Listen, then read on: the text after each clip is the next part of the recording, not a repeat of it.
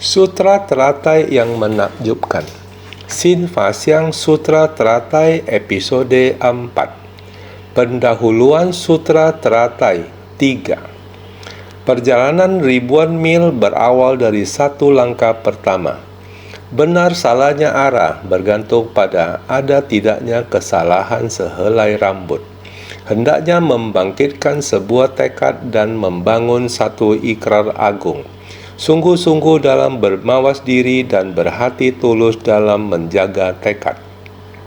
Saudara sekalian, jika setiap hari menaruh kata-kata ini di dalam hati, maka hidup kita pun tidak akan menyimpang. Arah kita tidak akan salah.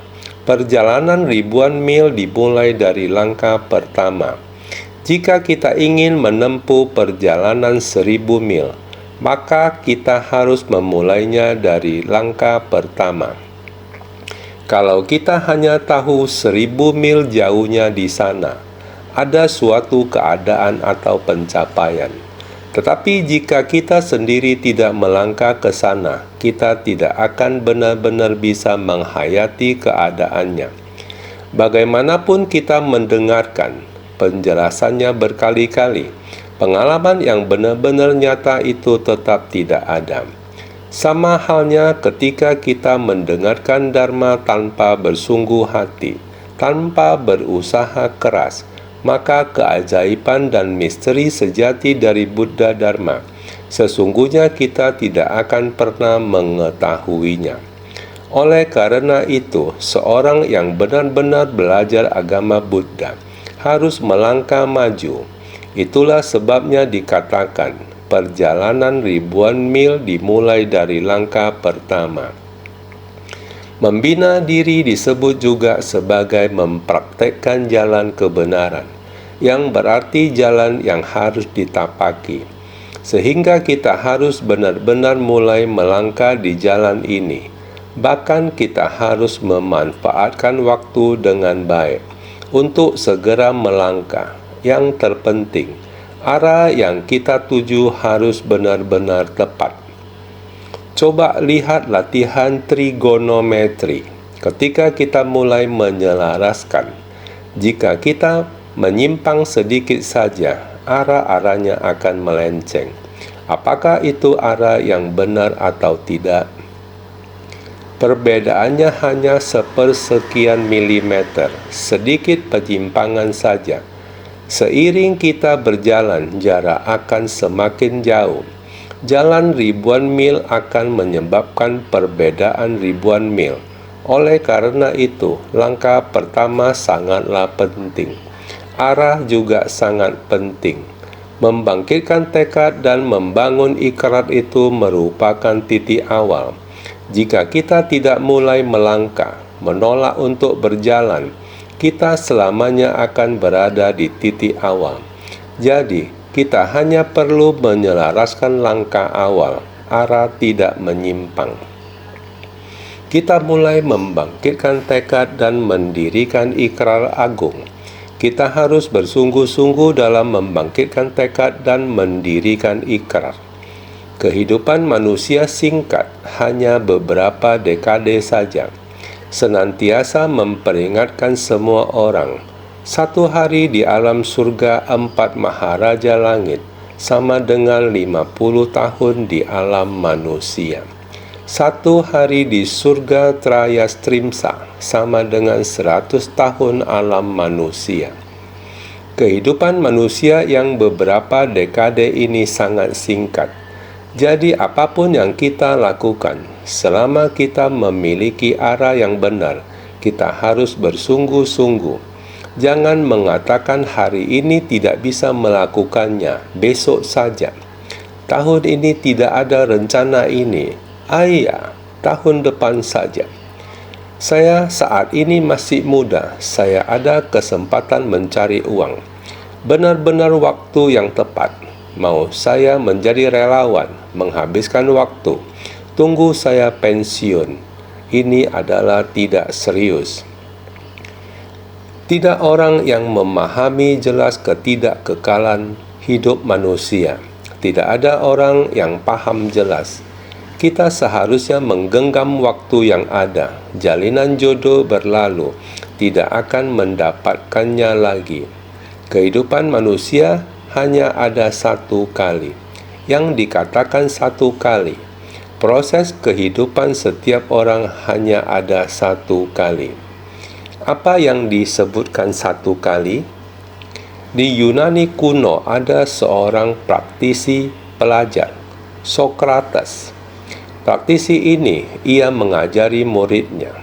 Ada suatu kali, sekumpulan murid datang meminta pengajaran kepada guru, berharap guru mengajari mereka prinsip kebenaran yang sebenarnya. Harus bagaimana agar muridnya bisa menghayatinya? Suatu hari, beliau berkata pada murid-muridnya, "Mari, saya bawa kalian memahami lewat praktik nyata." Beliau membawa mereka ke sebuah taman buah. Beliau lalu berkata kepada para muridnya, "Berjalanlah dari pintu masuk taman hingga ke bagian paling belakang. Sepanjang perjalanan ini, pilihlah buah yang terbaik dengan sepenuh hati. Pilihlah yang terbaik, yang paling kalian sukai, lalu petiklah. Kalian hanya boleh memetik satu buah dan hanya punya kesempatan sekali saja. Kalian juga tidak boleh berbalik arah." Para murid ini akhirnya memasuki taman yang penuh dengan buah itu. Manakah buah yang paling bagus? Mereka berjalan dari pintu masuk hingga ke bagian paling belakang. Guru mereka sudah menunggu di sana. Guru bertanya, "Kalian mungkin telah memetik buah yang paling cantik dan bagus." Salah seorang murid berkata, "Guru, berilah saya satu kesempatan lagi." Guru menjawab, "Tidak ada. Tidak ada kesempatan lagi." "Mengapa kamu tidak memetik satu pun?" Dia berkata, "Saat awal saya masuk, saya sudah melihat satu buah yang indah dan besar. Tetapi saya berpikir mungkin di dalam masih ada yang lebih besar, lebih indah dan lebih baik lagi. Saya khawatir jika memetik yang ini, tetapi ada yang lebih baik nantinya. Saya hanya bisa memetik satu saja, jadi saya tidak memilih yang itu." Beberapa murid berkata, "Benar, benar. Bolehkah memberi kami satu kesempatan lagi?" Guru menjawab, "Tidak. Kita hanya memiliki satu kesempatan dalam hidup ini. Masa muda juga hanya datang sekali. 20 tahun, hanya 20 tahun sekali. Tidak ada jalan kembali. Prinsip kebenaran juga sama. Jika kita tahu lebih awal, tahu hari ini akan tiba, aku akan bertindak berbeda. Jadi, dalam kehidupan ini kita harus tekun. Kalau kita tidak tahu untuk memanfaatkan momen ini, kita tidak akan dapat mempertahankan momen sekejap ini untuk selamanya. Coba lihatlah sisi kita ini. Walau sekarang berumur 40 tahun lebih, kalau bukan karena pemikiran awal tersebut, mempertahankan sebersit pikiran, arah yang tak menyimpang, selama lebih dari 40 tahun, apakah sesi akan tetap ada saat ini? Buddha Sakyamuni pada tanggal 8 bulan 2 penanggalan lunar, subuh ketika langit belum terang, jika sebersit niat tersebut tidak dibangkitkan, jika beliau tidak mengambil tindakan, meninggalkan keluarga, memasuki kehidupan monastik, serta bebas dari kebiasaan duniawi, bagaimana Buddha Dharma bisa bertahan setelah 2000 tahun lebih hingga hari ini? Maka, perjalanan ribuan mil berawal dari satu langkah pertama. Maka kita harus berjalan, baik berapa jauh pun, waktu yang panjang, namun arah tujuan harus akurat. Kita harus membangkitkan tekad dan menegakkan ikrar, serta harus sungguh-sungguh, bukan berkata, Jika hari ini saya tidak dapat melakukannya, saya akan melakukannya besok. Ini merupakan kehidupan yang tidak sungguh-sungguh. Dalam kesungguhan kita juga harus mawas diri. Harus sangat mawas diri. Anda yakin dan belajar ajaran Buddha. Menjaga sila sangat penting. Sila, samadhi, dan prasna. Coba Anda pikirkan, jika tidak ada sila, bagaimana mendapatkan samadhi? Tanpa sila, tanpa samadhi, untuk menumbuhkan kebijaksanaan, hal ini tidak mungkin terjadi. Maka kita harus menaati aturan pada kehidupan ini dengan baik. Dengan demikian, ketetapan batin kita dapat berdiri dengan tegak. Maka kita harus sungguh-sungguh mawas diri, juga harus tulus. Ketulusan merujuk kepada sebersit niat. Kita dapat menjaga tekad dan mengikuti jalan pencerahan, di mana jalan itu adalah benar-benar agung.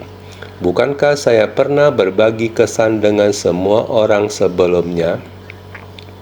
Jadi jika kita bisa benar-benar menegakkan tekad dan membangkitkan ikrar, tidak ada penyimpangan, kita dapat mengambil langkah pertama dan mulai berjalan dengan tekun dan giat. Jika kita bisa demikian, bisa tekun dan giat bersemangat, tanpa adanya penyimpangan, memiliki ikrar, dapat mempertahankan misi kita. Kalian pikir, bukankah ini saat kita ada di puncak ketulusan kita? Jadi kondisi batin kita sebenarnya begitu sederhana. Kita terus membahas tentang persamuhan sutra teratai. Persamuhan sutra teratai di puncak burung nasar. Di mana puncak burung nasar? Sebenarnya kita sudah sering membahasnya. Dalam diri setiap orang terdapat sebuah stupa di puncak burung nasar. Kita masing-masing bisa melatih diri di bawah stupa. Ini memberitahukan kita bahwa kita setiap orang memiliki 3 pusaka dalam hakikat diri kita. Dalam sifat hakiki setiap orang yang murni, tidak pernah tumbuh, juga tidak pernah hilang. Di masa lampau, masa sekarang dan masa mendatang, hanya saja kita telah ditutup oleh kebodohan.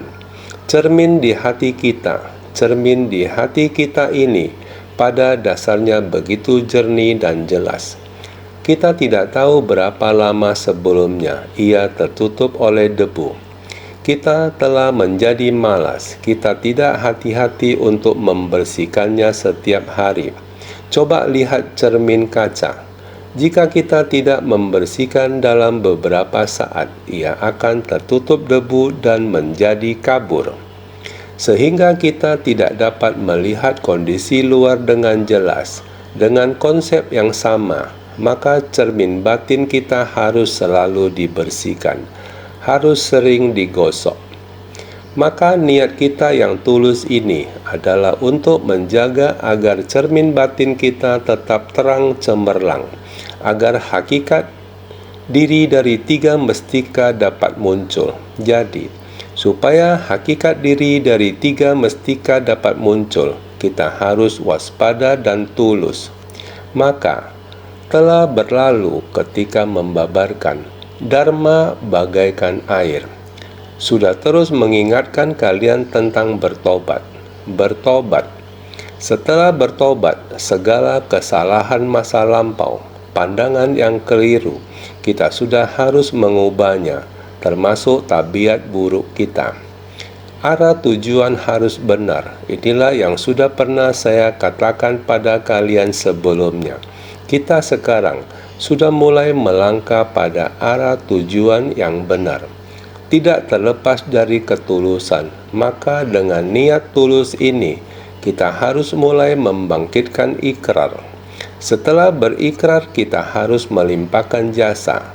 Hari ini mari kita melihat membangkitkan ikrar dan melimpahkan jasa.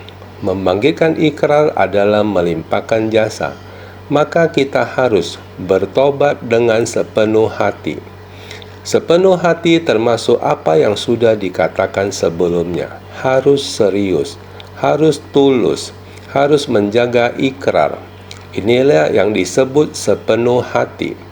Kita harus membangkitkan tekad dan membangun ikrar.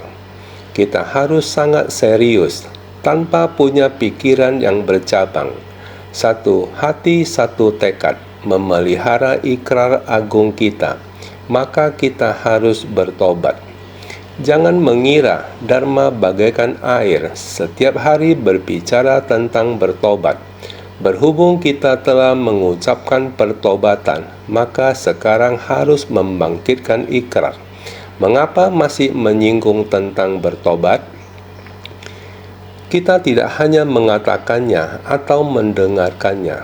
Kita harus bertobat dengan sungguh-sungguh. Jadi, selalu dikatakan kepada semua orang, sutra itu adalah jalan. Jalan harus ditapaki. Makna sutra sudah dijelaskan kepada semua orang. Beginilah arah jalan juga sudah ditunjukkan. Apakah kita mau berjalan atau tidak, itu tergantung pada diri sendiri. Karena itu, membuat ikrar berarti jangan lagi menyimpang. Kita tidak boleh menyimpang. Kita harus senantiasa waspada. Kita harus selalu waspada. Karena bila ada sedikit saja niat atau pikiran yang timbul, meskipun kita belum melakukannya, tetapi jika sudah ada niat itu, kita tetap harus segera bertobat. Kita harus menyadari tidak seharusnya memiliki pikiran ini, walaupun belum diwujudkan dalam tindakan. Tetapi memiliki niat seperti itu sudah tidak benar. Jadi, jika pikiran itu muncul, kita harus segera menyelesaikannya dan bertobat. Tidak seharusnya membiarkan pikiran itu ada. Karena sejak awal kita sudah membangkitkan niat dan membuat ikrar, maka kita harus menjalankannya. Kita tidak boleh membiarkan pikiran yang keliru itu timbul. Oleh karena itu, kita harus bertobat dengan sepenuh hati. Hati bertobat ini harus selalu kita pegang dan gantungkan di dalam batin. Barulah kita dalam kehidupan sehari-hari tidak akan berbuat kesalahan. Maka dikatakan demikian. Kami bertobat dengan sepenuh hati, kami, para murid sekalian dan semua makhluk, semenjak masa tanpa awal dulu sampai sekarang. Pendahuluan Sutra Teratai. Bagian ini semua orang sudah sangat jelas. Selalu katakan kepada semua orang, kita harus bertobat. Bukan hanya kita sendiri saja, kita juga harus membimbing semua orang untuk bertobat di saat yang sama. Jadi, kami sekalian, melihat kita setiap hari di pagi hari bernamaskara pada Buddha, bukan satu orang saja, tetapi ratusan orang, berkumpul di aula utama, di aula Avalokitesvara. Ini dinamakan kami sekalian. Apakah seperti ini cukup? Masih tidak cukup. Dalam kehidupan kita sehari-hari, kita harus tanpa henti merekrut bodhisattva dunia. Jadi, setiap saat berbagi kesan batin kita, membimbing orang-orang. Bertobat dengan sepenuh hati. Jadi, dan semua makhluk sudah termasuk kita di dalamnya. Semenjak masa tanpa awal dulu sampai sekarang, bukan hari ini saja, di kehidupan lampau tidak tahu berapa lama sebelumnya, terus menerus sampai sekarang, masih ada lagi masa mendatang. Kehidupan di masa mendatang, sebelumnya juga pernah sampaikan kepada kalian. Buddha sering mengatakan bahwa beliau membina diri adalah selama kalpa yang tak terhitung lamanya, asamkeya kalpa. Sejak mulai membina diri hingga sekarang, kalpa yang tak terhingga jumlahnya artinya adalah waktu yang panjang. Jadi kita sering bisa mengatakan, semenjak masa tanpa awal dulu sampai sekarang. Dari masa lampau terus-menerus mengakumulasi sampai sekarang adalah telah kehilangan batin sejati, berputar-putar dalam samsara. Rintangan karma dari 6 akar indera adalah tak terhingga dan tiada berbatas, membuat kendaraan Buddha yang sempurna dan menakjubkan menjadi sulit untuk dipahami. Semua yang diharapkan menjadi tidak terpenuhi. Pendahuluan Sutra Teratai. Inilah yang kita lakukan setiap hari, selalu melafalkan doa atau sutra. Tetapi, apakah setiap hari itu benar-benar masuk ke dalam hati kita? Apakah kita setiap hari merasakan bahwa kita telah kehilangan hati sejati kita, lalu terus berputar dalam siklus kelahiran dan kematian? Hati kita pada dasarnya adalah hati Buddha. Lalu mengapa kita memiliki hati orang biasa? Hati yang penuh perhitungan untung dan rugi. Karena adanya hati yang penuh perhitungan itulah kita masuk dalam sebuah kebun. Yang pertama terlihat adalah buah yang sangat indah dan besar. Namun ia masih berpikir, adakah buah lain yang lebih indah, lebih besar dari yang ini? Inilah hati orang awam. Selalu membandingkan, selalu ada untung rugi dalam pikiran. Karena itu, hati sejati yang sebenarnya kita miliki menjadi hilang dan tersesat seperti ini. Akibatnya kita bagaikan berjalan mengelilingi kebun jeruk, tetapi pada akhirnya tidak mendapatkan apapun. Sebuah pikiran dari batin sejati kita kemana? Yaitu dalam berputar-putar dalam samsara. Berputar-putar dalam samsara karena karma dari 6 akar indera, mata, telinga, hidung, lidah, tubuh, berinteraksi dengan 6 kondisi luar, menimbulkan 6 kesadaran. Kesadaran mata, kesadaran telinga, kesadaran hidung, kesadaran lidah. 6 akar ini terpengaruh oleh kondisi luar, menimbulkan kebingungan akan kesadaran pikiran dalam batin kita, menimbulkan banyak hal yang salah sehingga dinamakan 6 akar indera tak terhingga dan tiada batas. Benar-benar sangat banyak sehingga membuat kendaraan Buddha yang sempurna dan menakjubkan. Lihatlah kendaraan Buddha yang begitu sempurna. Pengajaran Buddha, arah tujuan Buddha. Kita membuatnya menyimpang. Kita tidak bisa benar-benar memahami. Kita sering mengatakan, bola kristal 3 dimensi. Sebenarnya benda yang bulat ini, prinsip kebenarannya yang begitu harmonis. Kita sering sekali salah artikan sehingga kita tidak bisa memahami. Walaupun kita setiap hari berhadapan, berbicara, apakah semuanya ingat? Apakah semuanya paham? Tidak tahu. Hanya ikut-ikutan saja. Dingin, hangat, hanya diri sendiri yang tahu. Sehingga kita semua harus bersungguh hati.